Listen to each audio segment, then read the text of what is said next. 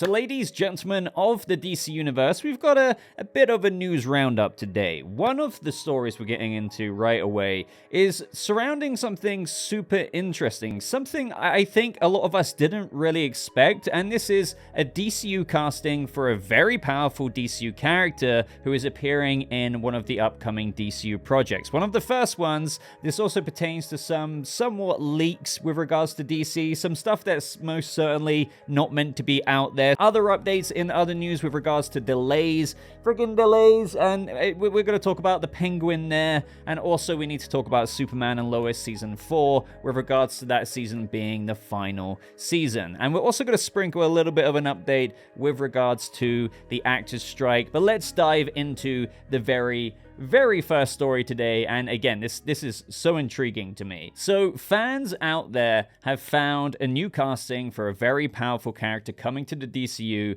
that I do want to say would have been cast quite a long time ago. It was just never announced. This would have been before the actors' strike. So a fan page for none other than Anya Chalotra, of whom many of you may know from playing Yennefer on Netflix's The Witcher. They obviously, since they're a fan page, cover all kinds of updates for the actor, post practically anything that might be going on with them, and they posted a screenshot from her official CV on Spotlight. If you don't know what Spotlight is, it's basically a website, a reliable website used in the entertainment industry with regards to casting purposes, so you'd list your CV in, things you've worked on there, and Anya Chalotra is one of them. So this is pretty legit. Like, this is really legit as it gets. And the thing is, the fan page didn't realize it would be pretty big news, especially considering fans of the upcoming DCU had no idea really about this character. So I know I've been padding this out quite a bit, but who is this character? So here on screen you can see through the fan page showing a brief snapshot of her CV from the animation page that she has a role in Creature Commandos, and that she's going to be playing the role of none other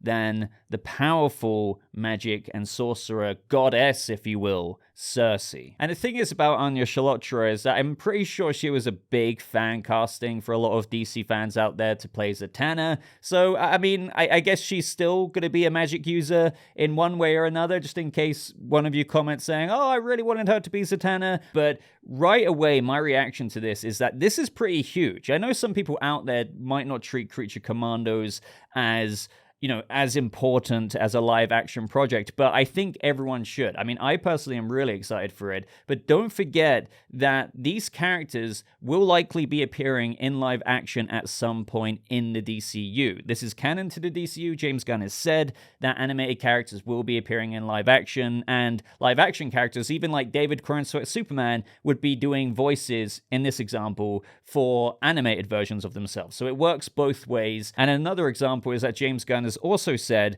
that a character from Creature Commandos would be appearing in Waller, and that is a live action show. And obviously, I mean, at least to me, I very much so doubt that they'll be keeping Anya Chalotra just locked down to the animated role. I'm pretty damn confident that they will be putting her into a live action project at some point in time, and we'll talk about which one in just a second. But before we do, you guys know, as I've done many times before, I like to show tweets from James Gunn when we hear rumors or leaks or maybe more substantial things like this, just in case there's anything that he said in relation to the character that could kind of just pad it out that little bit more. So when looking into this a little bit more, well, lo and behold, something did pop up when you look up Circe and James Gunn. So he was asked if he likes the character of Circe, and he responded with a big capitalized yes, which to me indicates how he obviously knew and likely had written her role into Creature Commandos,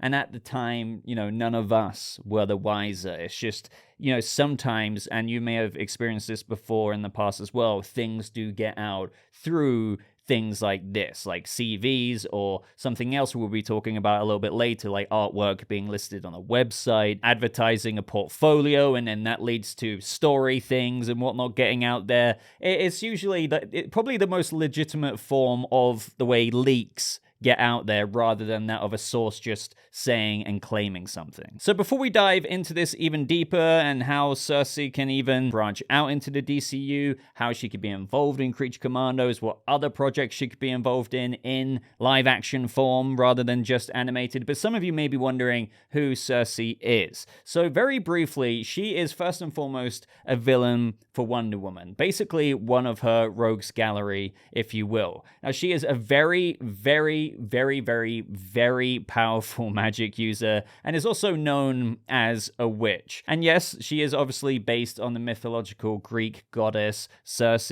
Her origins are, a bit mixed up, like post-crisis, pre-crisis stuff, like as with a lot of characters, even though it's not nearly as messy as some other characters out there. I'd say she's been maintained fairly consistently throughout her iterations. And one of the most consistent things about Circe is that after she got this power, she essentially went on to use it to cause shite out there in the world of man. She does this through influencing certain events out there, sowing distrust and fanning the flames of anger among men and women, betrayal, and just overall the way you could look at it is chaos. She's even incited war among different pantheons of gods in the DC Universe, has mind-controlled Superman to fight Wonder Woman. Yeah, like the list is like as long as this YouTube video, probably. Yeah, these videos do get pretty long. And the main beef between her and Wonder Woman, I would say, is that she has this belief that Diana would be her undoing, due to the prophecy from Hecate heavily inferring that Wonder Woman would be the end of her. So this is just what causes that main conflict of Circe going after Wonder Woman. Now, one thing that people have noticed since this news broke is what is the title of Chapter 1? This first chapter is called Gods and Monsters. And this just fits in really nicely with that first chapter of the DCU. Obviously with the gods part of Gods and Monsters being Circe appearing in some way, shape, or form in Creature Commandos. And then you could even say it as a nice tie to the second part of the title, with the Creature Commandos being the monsters of the Gods and Monsters part. So the very first project we're getting, which James Gunn describes as this aperitif to that of the DCU, this little prelude. So it is canon, it's just a little taster, an appetizer,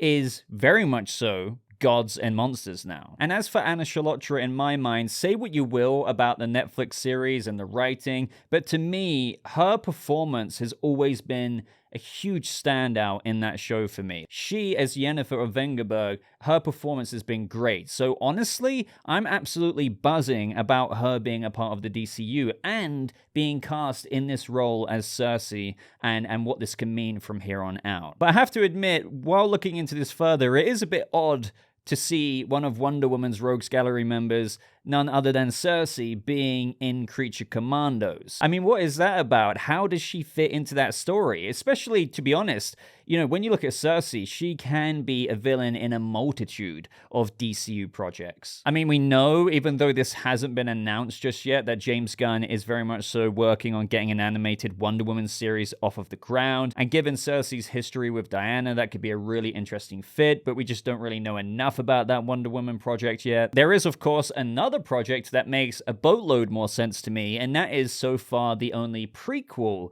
that we have announced for the DCU, and that is, of course, Paradise Lost. And I do think this could have something to do with how the story could play out with Creature Commandos and even link it to Paradise Lost, or maybe Paradise Lost facilitates the events as to what causes Circe to appear in Creature Commandos, as if you didn't know already, Creature Commandos is set in present day. I do know originally they're in World War II, but we know that's been changed to modern day. So what I'm saying here is perhaps something happens to her in the Paradise Lost series, which again is that prequel set a long time ago in the DCU. I don't know, I'm just spitting ideas out there right now. I don't know if she's imprisoned, I don't know if she's booted to some place, because one thing you need to remember is that if the Creature Commandos come across her, maybe she was contained, or for some reason in this iteration she's hanging out on Dinosaur Island, which, don't forget, is a heavily rumored location for the Creature Commandos show, which is also known as the Center, which could also be one of the low-key threats of the DCU. And to be fair, Queen Hippolyta has actually banished Circe to an island before. Granted, it wasn't Dinosaur Island, but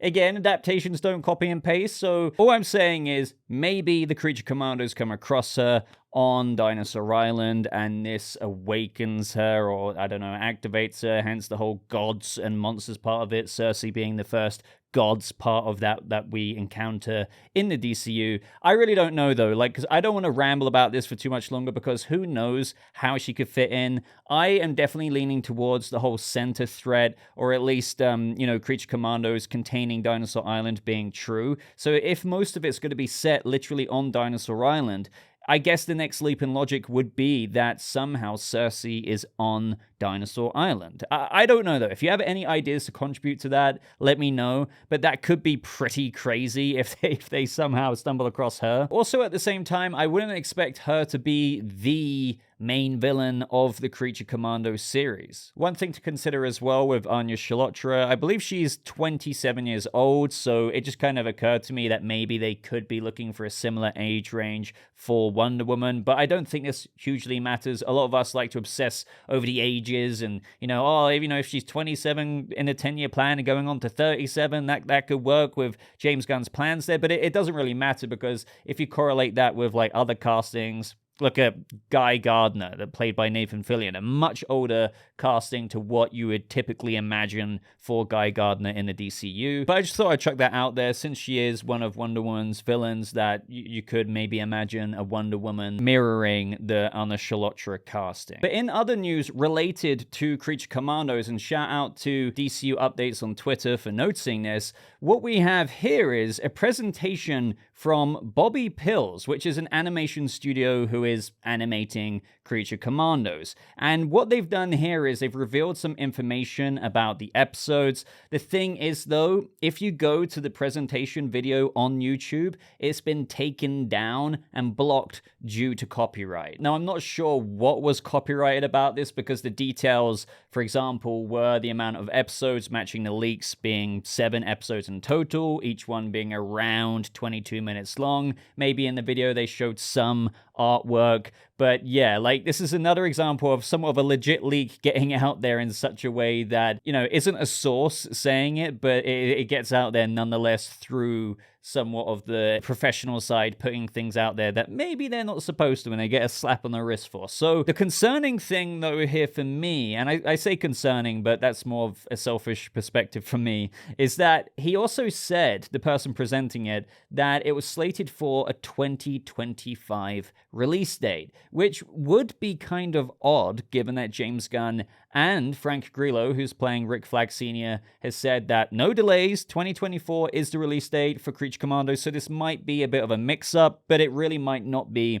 at the same time. So it is hard to tell if it's a delay or a mix-up, because if it is a delay, James Gunn could have initially thought and aimed for a 2024 release, maybe towards the fall or something like that, but animation does take a long time to make look really, really nice, so they might have decided that truly 2025 might be the year that they're really kicking off with the DCU, even with the first aperitif, as James Gunn says, being Creature Commandos. But we're going to have to wait and get some more confirmation from James Gunn coming out of this. And in related Creature Commandos news, again, this is what I was somewhat teasing throughout this video. There was more leaked stuff happening, funnily enough, around the same time. So very similar situation, very similar timing. Essentially, a concept artist posted to their portfolio page on their website that they've done work for various projects. One of them, of course, being Creature Commandos. They post the artwork there, and then fans found out about it. And then now if you try and go to the website, lo and behold, the page is locked. Now, I'm not going to show the artwork here out of not wanting to get smited by Warner Brothers and have this video blocked, but I can say roughly what the artwork contains. You can find it if you go online very, very easily. But there's designs, character designs for Frankenstein, Castle Frankenstein, there's laboratories, but nothing too major, honestly. But yeah, let's just say that artist probably got a slap on the wrist or had a little mini heart attack when he realized the amount of fans being like, oh my god, Creature Commandos artwork, or why his website traffic went really high. So yeah, that page, just like the animation studio's YouTube video talking about Creature Commandos, is gone. So up next, in some Batverse related news, gonna keep this one brief. It looks as though the Penguin has been pushed back in release date, which was kind of to be expected given the strikes and how long they've gone on for. So in an article from Deadline, they say as follows: one of the shows to get significant billing at the event is The Penguin, which stars Colin Farrell in the title role. The Batman helmer Matt Reeves is an executive producer of the Max original, whose original spring 2024 launch will be delayed by the WGA and actors' strikes. So as a result of this, I don't know if we heard about spring before being a date, but it kind of makes sense at the time of when they were filming. But now the SAG AFTRA strike has been going on since July, and we're here in November. It really is a bit maybe too much of a delay for them to still try and squeeze it out, even when the strike ends by spring. We're still getting the Penguin next year, albeit it could be this time next year. And now I'm just, obviously thinking about something a lot of us have been somewhat thinking about, and that is hoping that there's not another delay, and that delay being for the Batman Part 2. And it should be okay because it's slated for an October 2025 release date, and the production was pushed back till March of 2024 from this month that we're in right now, November, being the original production month date. So it should still be able to make the October 2025 window. But, things might be getting a bit close if the strike doesn't resolve soon. All of this was released, by the way, via the Max preview slate for 2024. And what I found interesting is that Waller wasn't on it either. So, with that being said, I guess Waller could be 2025. In the DCU Chapter 1 Gods and Monsters lineup video, the universe starts off with Creature Commandos as the aperitif, as Gunn said. Then you have Waller, and then Waller going into Superman Legacy. So Waller should still come out before Superman Legacy in summer of 2025. But if Creature Commandos has been pushed back to 2025, it looks like we could be getting Creature Commandos, Waller, and then Superman Legacy all within the beginning of the year to the middle of the summer release of Superman Legacy. And as for Superman and Lois in this video, guys, as you've probably heard, and this is something we've seen coming for quite a while, and that is that Superman and Lois is indeed ending in season 4. From the wrap here, we have them saying executive producers and co-showrunners Todd Helbing and Brett Fletcher shared their gratitude for the series. Amazing cast, crew, VFX teams, editors, musical geniuses, and writers in a joint statement. Since the day this show was first discussed, it was about family, and that's what was created on and off screen. We'd like to thank our partners at Berlanti Productions, DC, Warner Brothers, and the CW for their endless support and enthusiasm during this journey, and give a very special thank you to all of the fans tuning in. We're thrilled about what we have in store in our final season and can't wait for everyone to watch as Superman, Lois, and all of our heroes face off against the biggest threat in the show's history, Lex Luthor. And that is something that I'm very much so looking forward to, because I feel like Superman and Lois will be ending hopefully in a decent way. I know there's been quite a few cuts of cast, even writers on the show, episodes as well. But I do think that with saving all of that money from episodes and, not as many series regulars on the show or anything like that, it will still look the same amount of quality. And hopefully there will be quite a plot-driven, episode-to-episode, cohesive story that unfolds between the threat of that of Lex, Superman, after whatever the heck happens with him in Doomsday. And I'm also glad that the show gets to go out knowing that it's ending, because one thing that sucks is, when shows obviously are writing it and they don't necessarily write an ending for the show, but then they get cancelled, and then it's like, oh, that's happened before with CW shows, and here they'll be able to go out the way that they want to go out. And it was never likely that they would have kept on Superman and Lois under an Elseworlds banner when you would have had technically David Corenswet's Superman appearing in movies and possibly series on Max, TV series on Max in the future.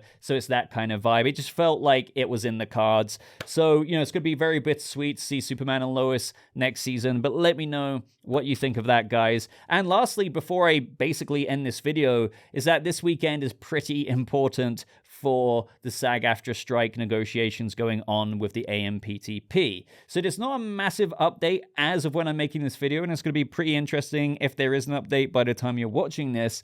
But essentially, the AMPTP are saying that they've given their last, best, and final offer to end the SAG AFTRA strike that is being reviewed this weekend. So SAG AFTRA, what we're waiting for right now, as of when making this video, is after they've combed through everything that the AMPTP has offered them with this new contract proposal, they either accept it or they don't. And I guess there could kind of be a middle road in where they kind of come back saying, okay, I know you said it was your last, best, and final offer, but how about this minor change? And maybe the AMPTP would be like, okay, to end the strike, we'll let you have that, and then it ends. Or they could basically say, yeah, it's your last, best, and final offer that you've given to us, but it's still not good enough for us, and you need to offer us something better. And the AMPTP are like, screw you, we're not going to resume talks then until like January. And that could happen as well. And you can't blame basically SAG AFTRA for that, because the very reason they're on strike is to get a good contract offer. And it's the AMPTP's job to give a good enough offer for the SAG AFTRA union to accept. So, you know, that's what we're kind of going around in circles with at the moment. But the big thing about this weekend is that this is supposedly the last, best, and final offer. But that's something likely a studio tactic to put more pressure on the actors union to accept it after 100-something days now of striking. Let's just hope that they've actually offered something substantial and worthwhile for SAG for them to accept. I know I keep saying that, but like, that's what it's going to take to end the strike. Just like with the WGA, they eventually got their exceptional deal, and that's what it's going to take. So I will keep you posted. If there's a big update, I'll probably do a news roundup or maybe an exclusive video just surrounding the deal, maybe on Monday if there is that big news. But I'm going to end the video there, guys. I've been rambling for far too long already. Of course, can't wait to see what you've got to say about every single topic that we've discussed in this video. If you've liked it and you've made it this far, please leave a like on the video. Consider subscribing for more videos like this. But until next time, thank you so much for watching. I hope you have a lovely rest of your day, and I'll see you people in the DC Universe in the next video. Goodbye.